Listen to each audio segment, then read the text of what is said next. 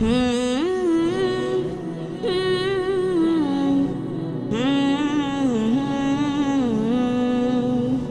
নামাজের ব্যাপারে যদি বলতে হয়, এটা বাধ্যতামূলক।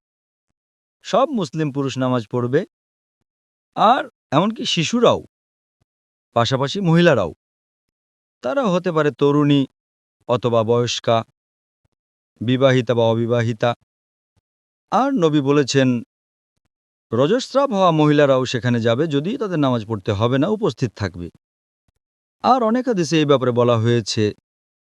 এটা হচ্ছে সহিহ বুখারীতে, খণ্ড নম্বর 1, বুক অব সালাহ, হাদিস নম্বর 351, যে উম্মে আতিয়া রাদিয়াল্লাহু আনহা তিনি বলেছেন যে আমাদেরকে প্রিয় নবী নির্দেশ দিয়েছেন যে সব মহিলারা, রজস্রাব হওয়া মহিলারাও আর অন্তঃপুরের মহিলারা, তারা সবাই ঈদের নামাজের স্থানে যাবে, যদিও রজস্রাব হওয়া মহিলারা মুসাল্লা থেকে দূরে থাকবে।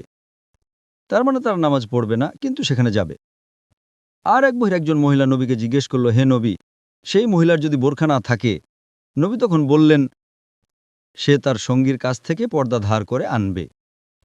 তার মানে সঙ্গীর কাছ থেকে বোরখা ধার নেবে, যদি তার বোরখা না থাকে তাহলে ধার করবে। ঈদের নামাজের স্থানে উপস্থিত হওয়া এতটাই গুরুত্বপূর্ণ।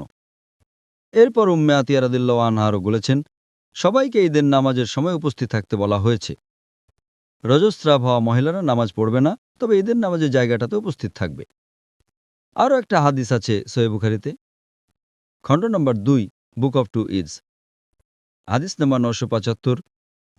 ইবনে আব্বাস রাদিয়াল্লাহু আনহু বলেছেন যে যখন তিনি ছোট ছিলেন তখন একবার নবীর সাথে ঈদের নামাজ পড়েছিলেন। তিনি বলেছেন তার মনে নেই ঈদুল আজহা না ঈদুল ফিতর ছিল সেটা। নামাজ শেষ হওয়ার পরে নবী খুতবা দিলেন।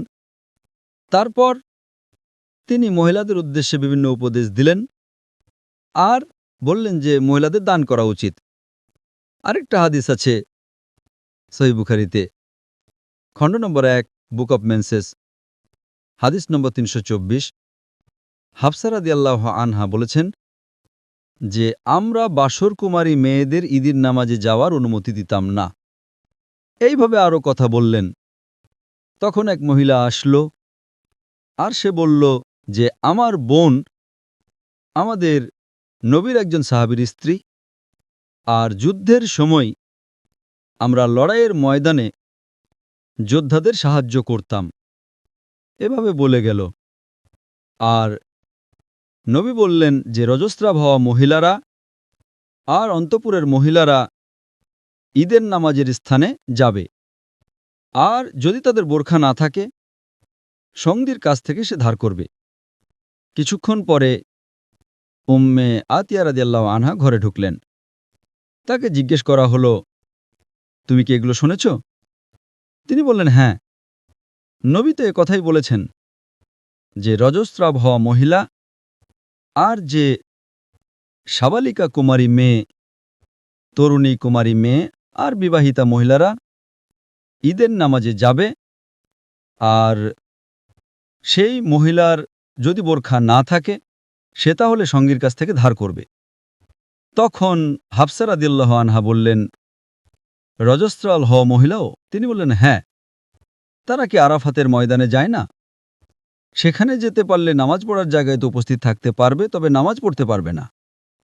এটার উল্লেখ আছে মোসান্নাফ ইবনে আবি শায়বার, খণ্ড নম্বর 2, হাদিস নম্বর 5778, যে ইবনে ওমর রাদিয়াল্লাহু আনহু তার পরিবারের সবাইকে নিয়ে ঈদের নামাজ পড়তে যেতেন।